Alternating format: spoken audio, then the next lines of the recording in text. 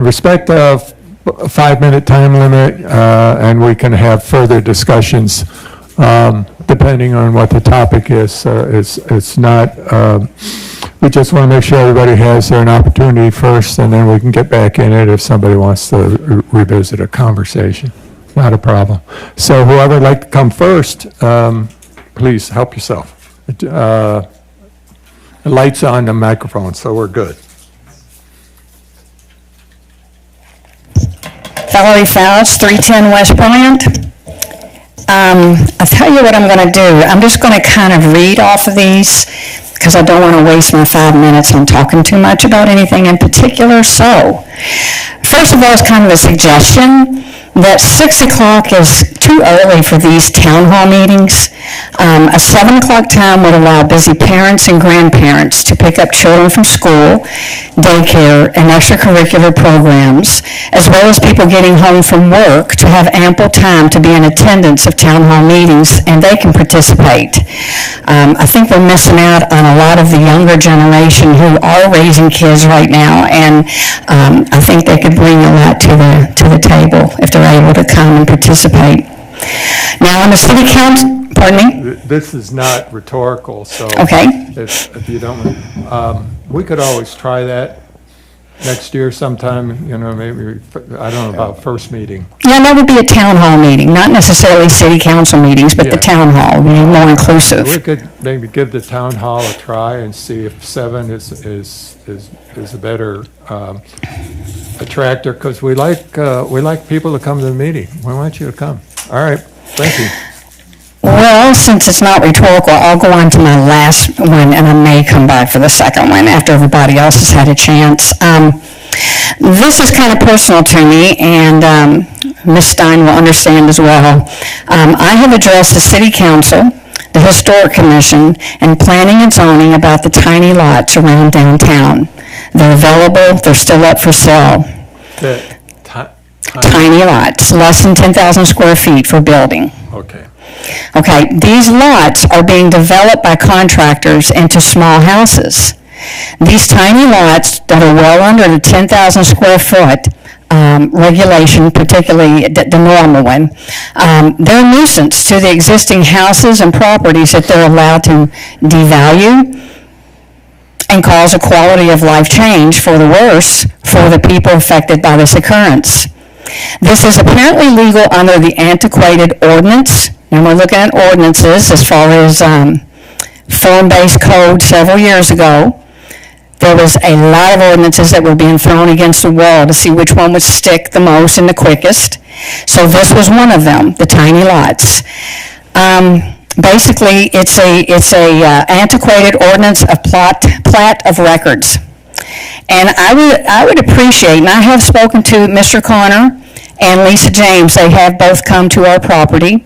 We have this happening right now. I live at 310 West Bryant, and directly in my backyard is a house being built. It's being squished between us and our other house, and it basically, it looks awful. It's a cluster mess. So basically, I would appreciate either individual council members or the entire council to task possibly planning and zoning, along with Ms. Stein, to expedite a change of this old ordinance of a plat of record. And these are for properties under 10,000 square feet. Basically, and I know there's people in town who own these little lots, and they really want to sell them someday and make money. But really, anything under that, anything under 10,000 square feet, no more, or tiny lots, I should say, no more houses built on tiny lots. And I invite council, Mr. Jones and the mayor, and Mr. Riley and Mr. Rassy, and if Chad was here, I'd invite him. Come on down and look at the mess that is now in my backyard. That is 13 footsteps from her property that's being built now to my patio, and about 8 more to my back door.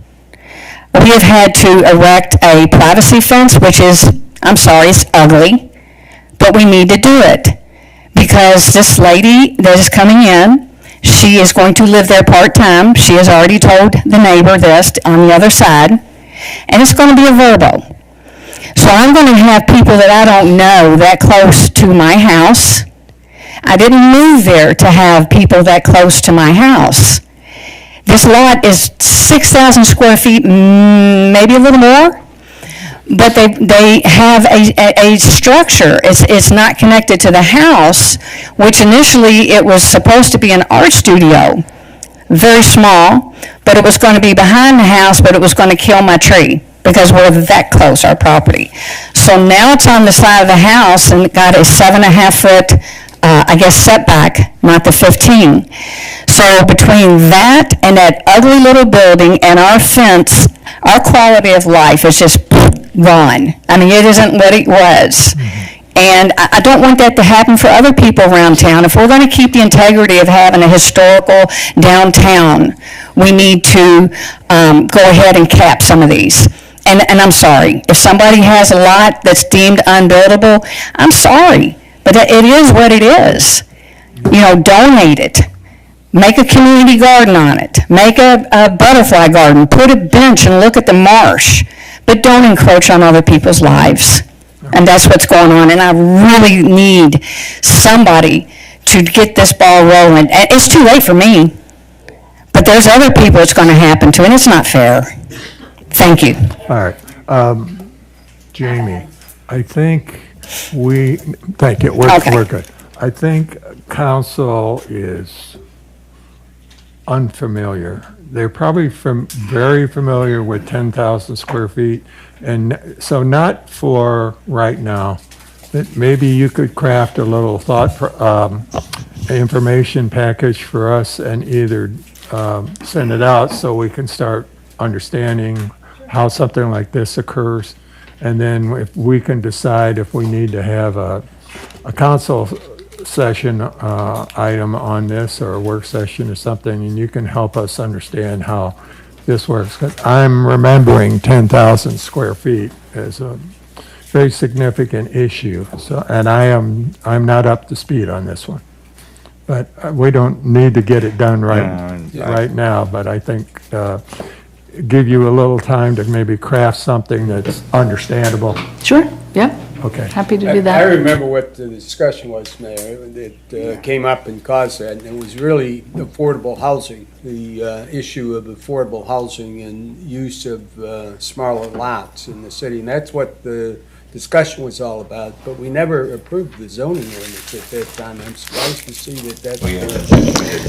No, it was in the master plan to reduce the lot sizes in downtown for infill development, but that never happened. No. So these are historic lots. These are lots that were platted a long time ago that don't meet the minimum lot size for So zoning. we've got some learning to do here. Yeah, we Thank do, you. because, I'm surprised that if the lot size was 10,000 feet before minimum lot size, how we get down to the 6,000 that she said this evening, because the ordinance that was developed and not approved was the one that invoked those 6,000 feet down in square feet down in the downtown area. So that's just a little information to start with. Any questions, please ask. Okay.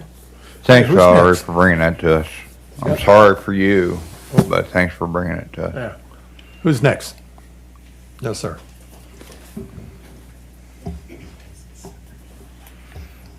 Dave Schmitz, 112 New Hammock Circle up in Shadowlawn. Seems like I was just talking about this stuff 2 weeks ago, because I did.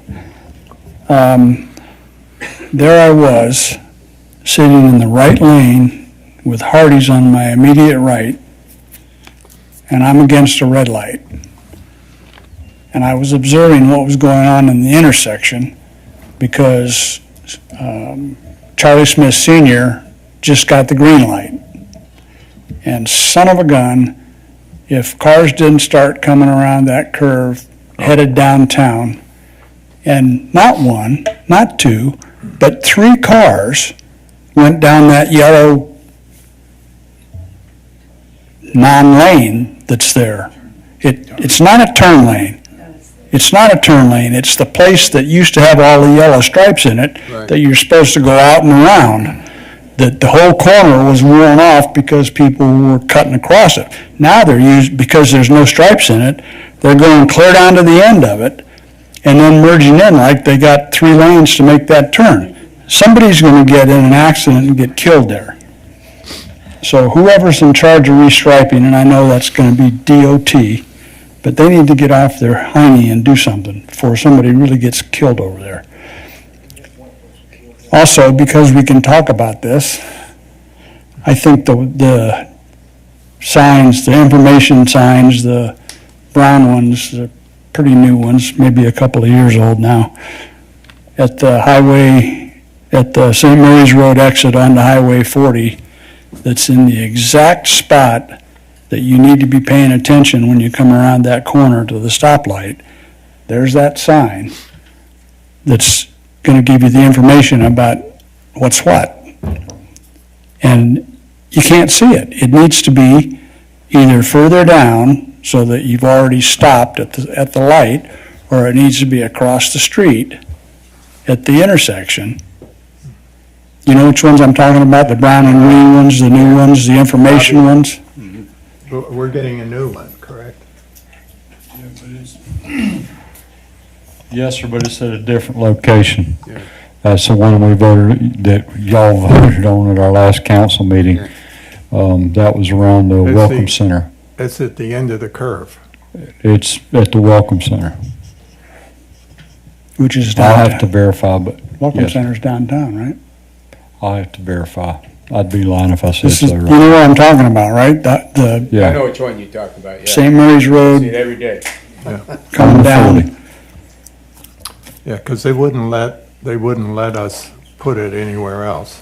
Yeah, we were correct. driven by the state. And so it is not, this sign is not at the end of the exit ramp. I'll have to verify, Mr. Mayor. No, it's not at the end of the exit ramp. It's right when you come Around around that corner. Yes, sir. off of St. Mary's Road and come around. It's on the And right-hand it's side. just as you come out of the curve, when you're gonna see cars Yeah, with, and it's overgrown again? no, you can't see it because I got it. it's in the wrong place. Yeah. It needs to be somewhere when the cars stop waiting for the light, that they can look at it and see what it says. It's just as you come out of the curve, and you can't be looking over there to see anything. And, It's either And- not seen or it's hazardous, is what you. Right. Yeah, if somebody does look at I it. know. and just because I'm already up here, the Alzheimer's walk Saturday morning at 8 o'clock. Yeah. All right, Dave, thank you. I mean, Mr. Schmidt. Yes, sir. answered above.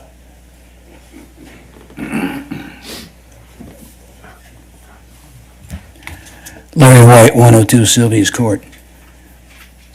This question is directed to the city manager.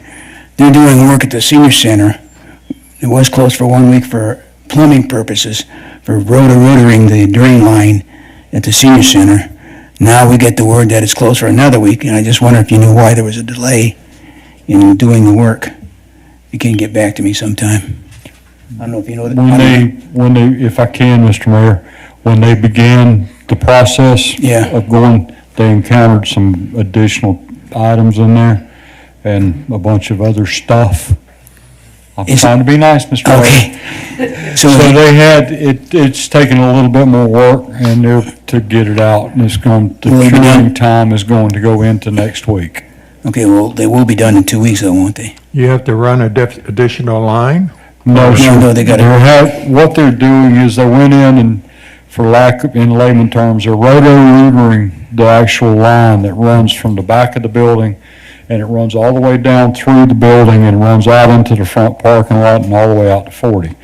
There's a manhole right outside the front entrance of the building, and they're roto-rootering from the furthest point all the way down to that manhole, and then they're going in with a permaliner, I guess would be the appropriate way to say that. But they're putting that in. That'll give us like a 40-year or 50-year warranty on that line. But when they went into it, it was worse than what they thought, and it was also had more stuff that they had to dig out. Right. We got, More is Is up. it too thin to reline, or are they able to still reline it? They're still gonna be able to reline. That's why it's taking extra time, because once you put that in, you've got to have a curing time of 7 days. Yeah. And that's the reason it's extending into the following week. so you're trying not to say we got a baby wipe problem? I wouldn't call it baby. He's being polite. Boy, I don't. Wow. Charlie Williams isn't here, but I want to give him an attaboy, since he's a waste king. Cumberland Services is doing, as far as I'm concerned, in our neighborhood, they're doing an excellent job. I know you hear complaints about other people about Cumberland Service, but in my opinion, they're doing an excellent job. As a matter of fact, I put one pile of yard waste out right outside my mailbox, and I wasn't thinking it was going to be picked up until this week, but they picked it up over the weekend. And I said, well, I don't know if that was for the regular pickup or not, or the storm pickup. It's probably a storm pickup. So I put some more out there, and they picked it up again on Tuesday. So they came by my house twice this week. And I'm going to sound like a broken record, too. The corner of 40 and Spur 40, he's bringing up about the lines for turning that little island in the middle of Spur 40 and 40. It's still got excess asphalt particles laying, pieces, huge piles of particles laying in the island. Now, I don't know if it's DOT or who it is, but you need to get after them again to get that cleaned up, because they did the repaving. It's been months, I think over a month now, since they did the repaving.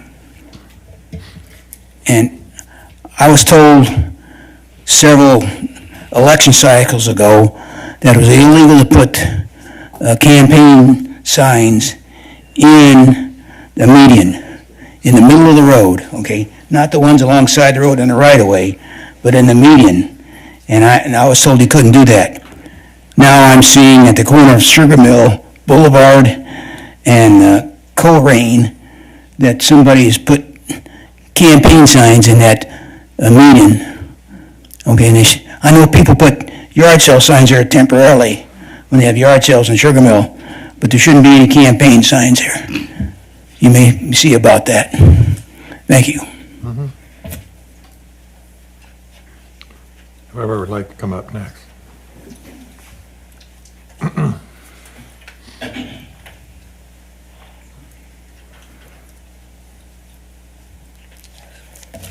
How you doing? My name is Rich Gamble. I live at 107 Dilworth Street in St. Mary's.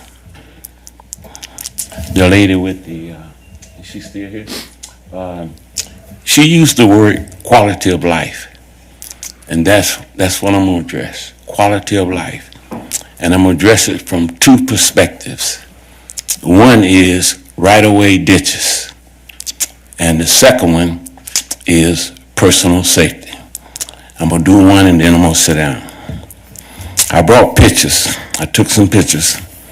And specifically, I'm gonna just highlight two ditches. My ditch, my neighbor's ditch, and Mr. Randall's ditch. I brought pictures. And there's writing on the back, so when y'all pass them around, y'all can look at them. You want me to pass it up? I was driving down Dilworth one day, and I saw Mr. Randall in this ditch. And me being simple, say, man, if I cut my ditch, I'm gonna look like him. Now, this was years ago, and he looked like a fullback, you know? But anyway, as I aged, that ditch became a problem, and so has his. I passed by there one day, and I saw his wife down in the ditch with him, and she was pushing the lawnmower. And I told my wife, she realized he's older, and he's struggling doing that, so she's helping him. And I'm gonna let him tell. Now, I've been at the location. I built my house in 2002, and so we've had that ditch. I priced putting a culvert pipe in there, and it was beyond, so I just cut the ditch, you know. So what I think is that when you think of cures, you think of permanent prevention. a permanent fix. You could put a culvert pipe in there and cover it, and that problem will be permanent fix.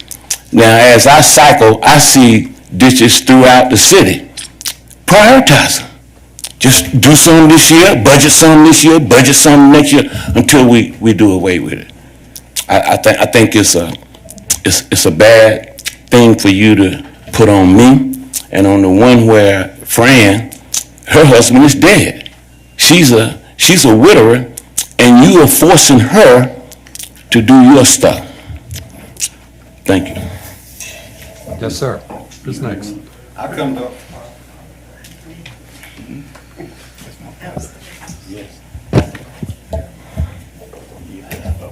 My name's Randy Hendricks. I live at 709 West Dillingham Street. It's on the corner of Dilworth and Dillingham. And the big ditch he's got a picture of is mine. I moved there in '94. Talked to the Public Works Department about straightening out the ditch for me. I said, you straighten it out and I'll maintain it. They agreed to that, and I've been taking care of it for 30 years now. And he's right. I've done my part. And I'm getting a bit older. I'm twice as old as I was at that time. He's right about my wife being down there, and I hate to say it, but she's 62. She's older than I am. But it has become a bit of a problem, and if there's a way to fix it, it'd be nice. When I initially moved there, they told me I had to put a 36-inch culvert under my driveway. And I kind of balked at that because that ditch goes to an 18-inch culvert under Dilworth. So I didn't understand why I needed a 36 if they have an 18. And I've talked to Dave Riley even in the past. They said they had a plan in place, they were going to look at everything. Well, I've been there 30 years now, and there's still an 18-inch pipe there. I've also heard that it's a storage thing. If you would just increase the size of that pipe under Dilworth, you won't need storage. Just let it get to the marsh the way it should get there. It wouldn't be backed up on my side, especially with all this rain. We've had standing water in it. I was hoping my neighbor would be here. He's got the same problem, and on the other side is a low lot that holds water. I don't know what the address is. He's 707, and it's a lot right next to it. No house, just a low-lying lot that holds water and becomes a problem with mosquitoes and stuff. So that's my part of it. Any questions? No, sir. No, you got it? Okay. Now, Randy, I truly feel your pain because I got the big cul-de-sac 2 blocks away, and it's deep. Yeah, I know. I have to pay my daughter to do it for me. I'm still doing my own, but like I said, I met my,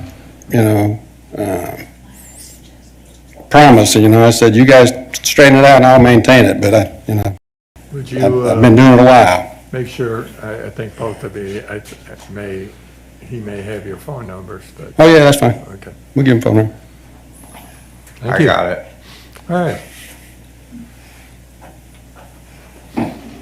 Okay, council? Nope. I have a second. Quality of life. And this is the one that's most important to me. Okay? I'm sorry.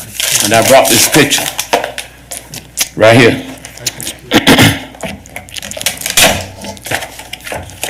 You can pass that around. My daddy had his first heart attack at 42. By the time he was 57, he had 7 and he died. My granddaddy died at 62. So I don't have good genes. I know that. And so I exercise. I'm a swimmer. But during the pandemic, I couldn't swim, so I started cycling. When I started, I could go 10 miles and maybe hold 10 miles an hour. My goal was to get up 5 times around. That was 19.2 miles. I called it 20 miles. And I wanted to hold 15 miles per hour. And that picture that you were looking at, I attained that. Now I started in March, and by the fall, I attained that. Nothing could please me more. But as I cycle, because I'm black, I am harassed. You won't believe how I was harassed. What I used to like to do was go out the long way, go out by the base and go out Point Peter and all that. I couldn't do that. because on the isolated thing, they would throw things at me, come up behind me, come back, diesel trucks, slow up, put smoke on me. They do all kind of things. So I started riding the circle, hoping that on the circle, I got security because people can see me. They still did it. And it's not a racial thing, because in reality, black folks were the ones most hard on me. I would get answers like, I got 3 houses on this street. You supposed to be on the sidewalk. And one lady was dropping off her elderly grandmother at the hospital. She must have was running late.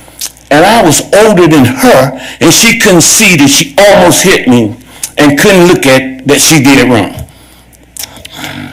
So anyway, I went to see your police chief. He had a PhD, and he went to the Georgia Command College. So did I. So I thought that we could talk. And when I went there, I thought I could introduce problem-oriented policing, where you fix police problems without using the police. We agreed on a strategy, and that strategy just involved cams. There were 4 groups. I went to 911 and got the data. There were 4 groups that were being harassed by motorists: dog walkers, cyclists, runners, and I can't remember the 4th one. And then he added city workers, because when they are on the outskirts, they too were being thrown at. By the way, they throw beer on you and stuff like that. So anyway, we came up with the strategy of the CAM, POP, and I knew it would work. And what you would do is, first tell the public, we're going to give CAMs to each one of those groups and rotate it so you never know who got it. If you violate something, we're gonna hammer you. Plus, if y'all took them to criminal court, I would take them to civil court. And so we brought that, and somewhere along the line, that got canceled. Because what I saw was an old dinosaur strategy of, let's saturate the area. Now, when you saturate the area, you can't maintain that. You can't maintain it. I knew you wouldn't even be able to do it for 2 weeks. You did it for 5 days. And the minute they went away, the problem came back. So not only did you not improve my quality of life, you took it away from me. You took it away from me. And yes, I was very, very angry. And that's my most motivating thing. Thank you. Oh, and by the way, nothing you can tell me. See, I know the fix. I got a MacGyver-like tool that's going to fix this. It's called a broom. Thank you. I think there was somebody back here that wanted to talk.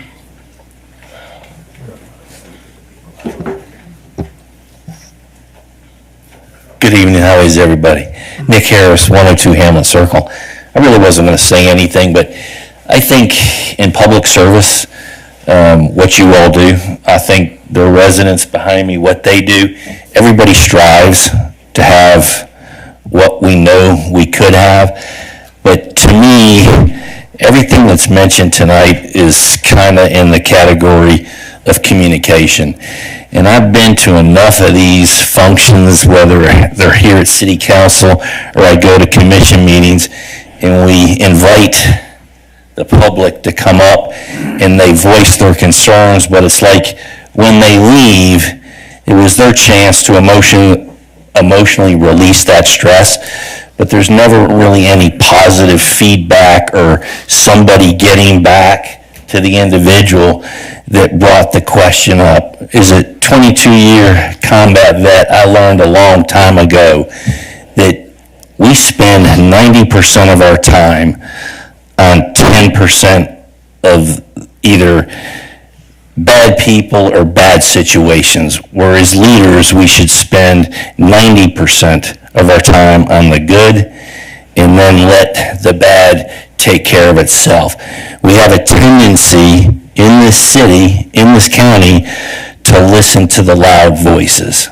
If we're sitting here as constituents or, people that serve the population, stop listening to the loud voices, because they're just people that like to get up and freaking gripe. As a matter of fact, I think the devil pays them every day they wake up, hey, go to this meeting.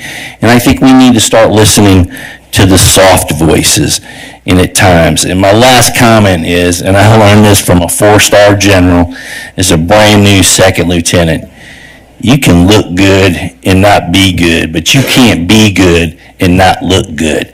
I think we have a tendency in the county to say we're looking good, but we got to really step back and self-reflect as a person, then our department, and then as citizens, in saying, is it just me? I'm a very self-reflective person. I could tell you every inadequacy and bad thing about Nick, and I wake up every day trying to make something better.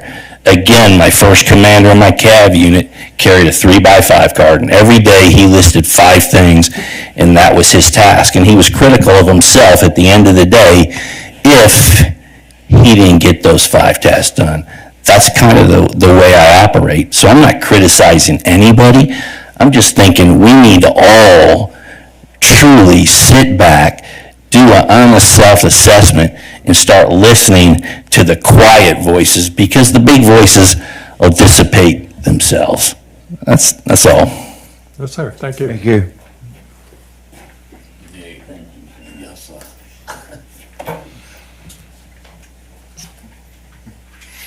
Good evening. I'm Mark Fouts, and I live at 310 West Bryant Street. Got a couple of things. Several weeks ago, there was an article in the paper about the JDA and the Jacoby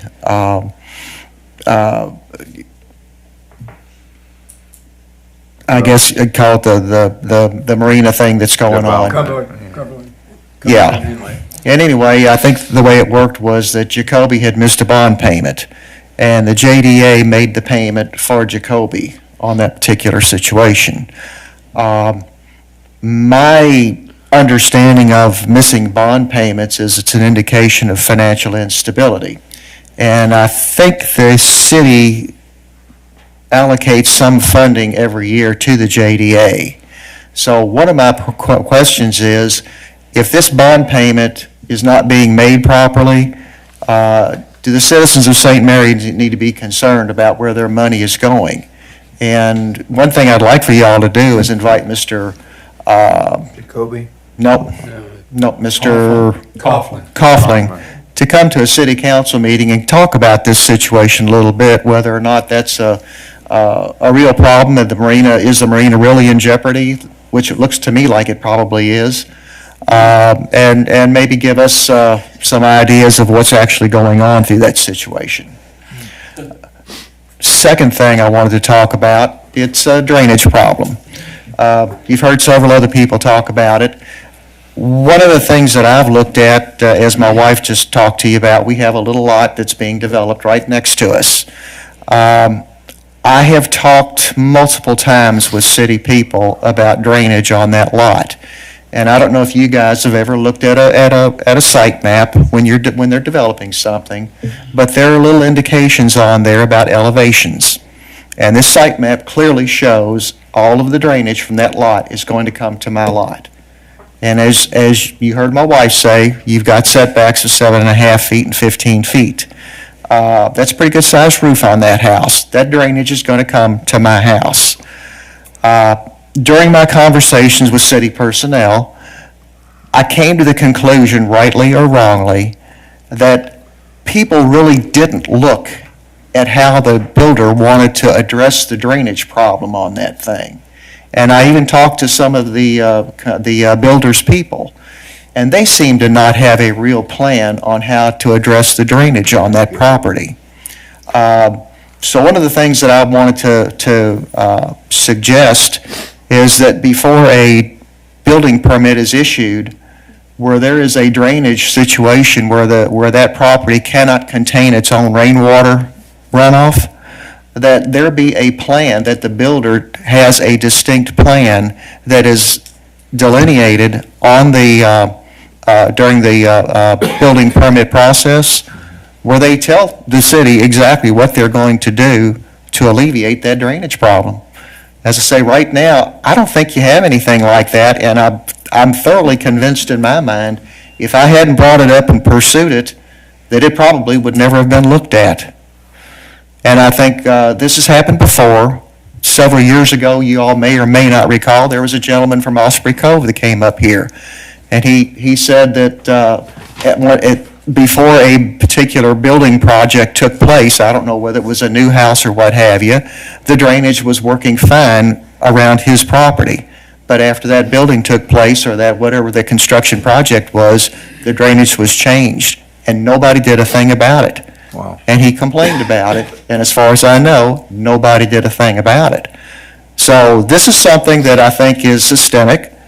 It's easily taken care of, as I say. All you need to do is, before you issue a building permit, you have them address the drainage problem up front with a plan, because drainage is our big problem. And it's going to continue to be our big problem unless builders and developers take it seriously, and they're not going to take it seriously until the city says, you have to give me a plan, and you have to stick to it. You're right. That's all I got. Thank you. Okay, thank you. Council, any comments, Robbie? I agree with the Pauses. We need to really look into this and see what we can do to make sure that other homeowners aren't affected in a diverse way.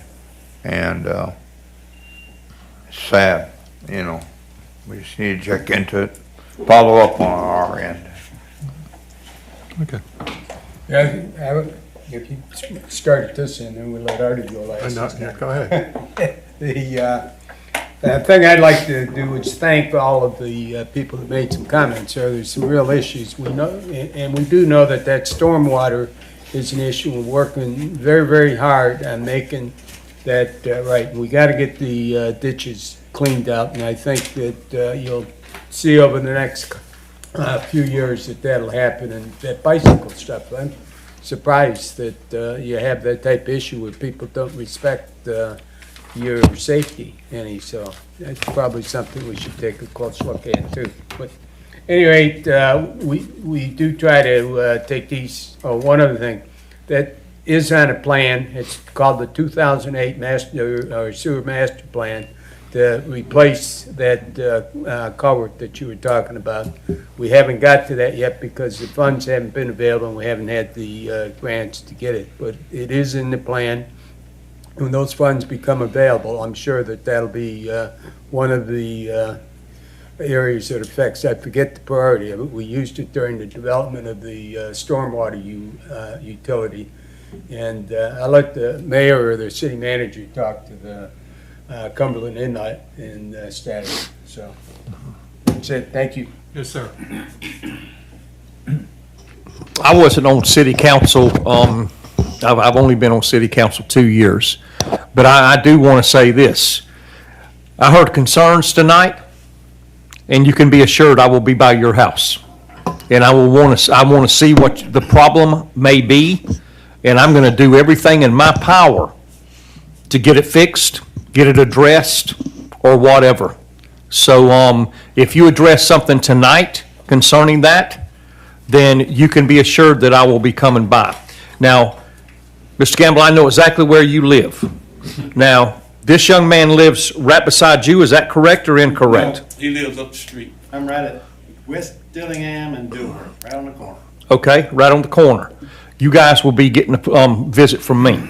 Yeah, my neighbor now, she's next door, and she had surgery. That's why she's not here. She's recuperating. Right. And I would definitely appreciate you saying something to her. Absolutely, absolutely. And what I'm telling you is that I don't know what your schedule is tomorrow. I'm not going to have to break away until about 4:30, 4:45. We got a football game tomorrow night at home. But I'm going to do everything in my power in the morning to come by y'all's homes if you happen to be there. I'm off tomorrow. Well, then that means I can come by Saturday. Okay? I said I'm off tomorrow. I'm swimming. Off tomorrow. Okay, okay. And before both of y'all leave this afternoon, I want to give you my personal phone number that you can call me at any time. Okay?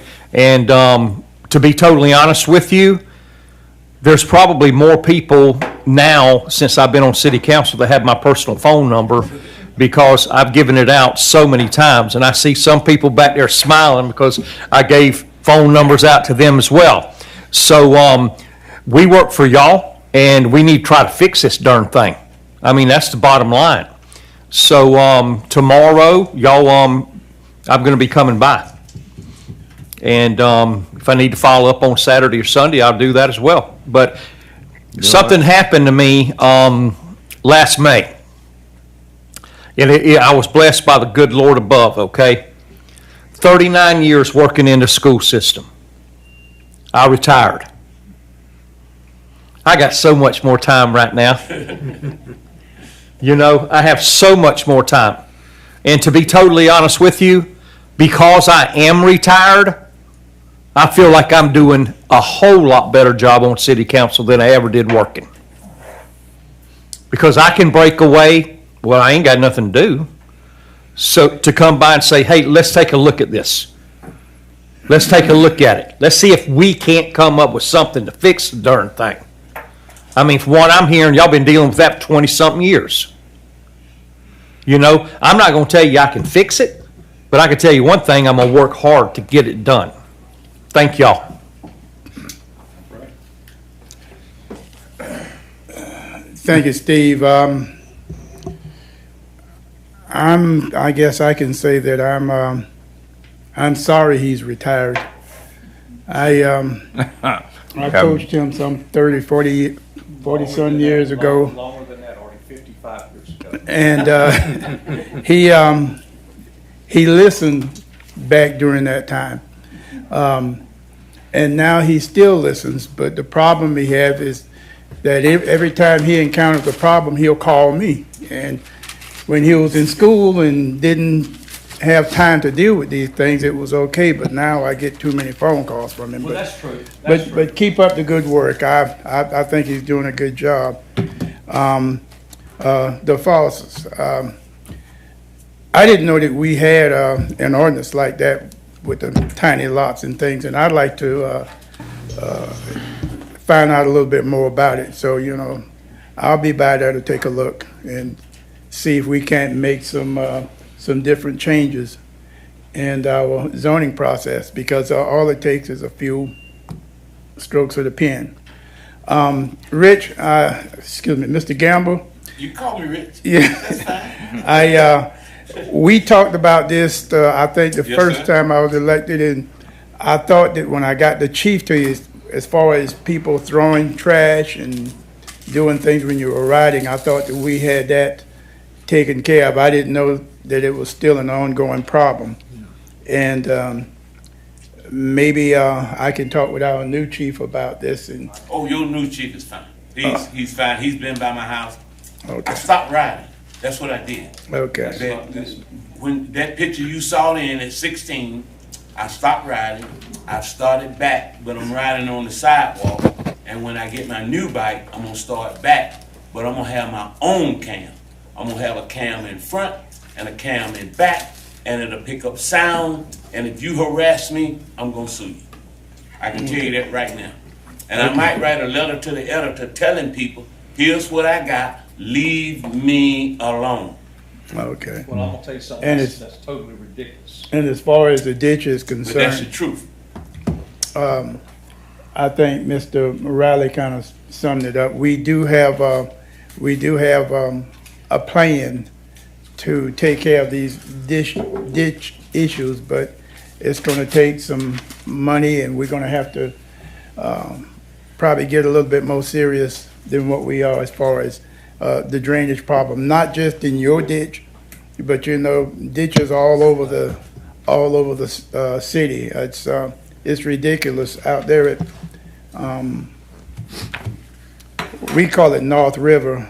Y'all call it North River. We call it Pogey Town. But those folks out there, they have ditches that's 60, 70 years old. It's outfall ditches it's just a mess. And we'll have to take a very, very strong effort into hiring just a full crew, as the master plan said that we need to do to address some of our drainage problems, because it's not gonna go away. And the more houses you build, and the closer these houses are to each other, the worse the drainage problem is gonna be. So, only thing I can say is, we'll take an extra effort into trying to solve some of these problems in the near future. Can I say one other thing? Yes, sir. I appreciate y'all coming out and addressing that. Because I'll be honest with you, Mr. Gamble, I didn't know y'all had a problem over there. You know, but you brought it to my attention and it's gonna be addressed. Yes, sir. Thank you. Anyone else? Alan? Dave? Okay.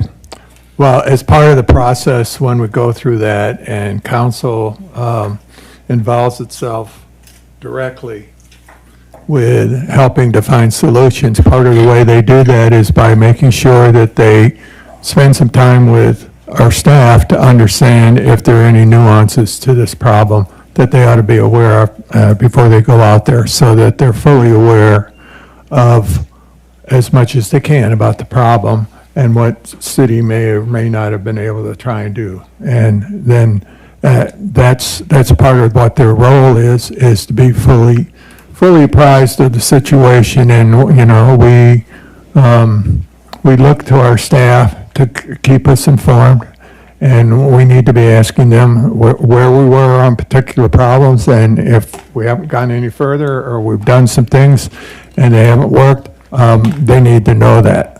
And then they can speak to whomever with the kind of knowledge that we need to have when we're speaking to our citizens.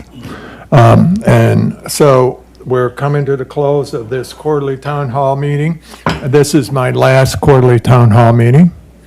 I don't know, I've done about 40 or 45 of them so far. And I want to thank you all for all the people that have come and gone at quarterly town hall meetings. This is the only municipality, government entity in Camden County that does this. And we're very proud of it because we have open and as transparent as possible communication. The master plan is another example of something that we in St. Mary's do. And we're very proud of the fact that, you know, again, we continue to try and be the best we can. So I want to thank everyone, past and present here today, for allowing me to manage these meetings. And, you know, we'll continue to try and do the best we can and to follow up and to see if we can give you answers. But I want to thank you. That's the end of this quarterly town hall meeting. Thank you. It was aggravating, isn't it? Yeah.